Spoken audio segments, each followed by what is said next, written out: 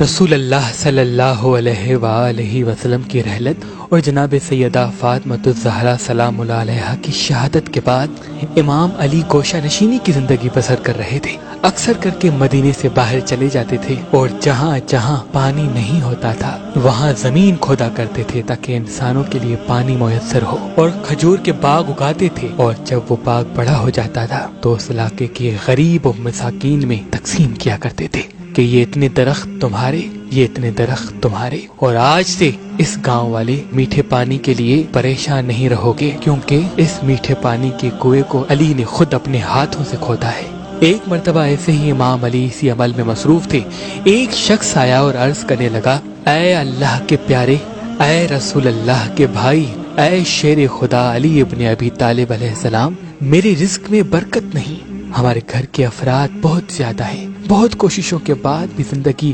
سکون سے بسر نہیں ہوتی، کوئی ایسا عمل بتائیں جس سے ہمارے رزق میں برکت ہو۔ تو امام علی ابن ابی طالب علیہ السلام نے کہا، اگر تم اپنے رزق میں برکت چاہتے ہو، جو بھی چیز تم کھاؤ یا پیو اس پہ ایک مرتبہ یا رزاق کو یا اللہ کا ورد کر کے دعا مانگ کے اس کے بعد کھاؤ، اللہ تمہارے رزق میں برکت عطا کرے گا۔ اس شخص نے عرض کیا، اے امیر المومنین، کیا اس عمل کے لیے باوضو ہونا ضروری ہے؟ تو امام علی نے فرمایا، یاد رکھو، انسان کا جسم نجس ہو سکتا ہے لیکن انسان کی آواز، انسان کی نظر اور انسان کی روح کبھی نجس نہیں ہوتی۔ بس تم اپنی یہ عادت بنا لو، جو بھی رزق حلال تمہارے پاس آئے تو اس پہ یہ دم کر کے دعا مانگ کے کھاؤ، اللہ تمہارے رزق میں برکت عطا کرے گا انشاءاللہ۔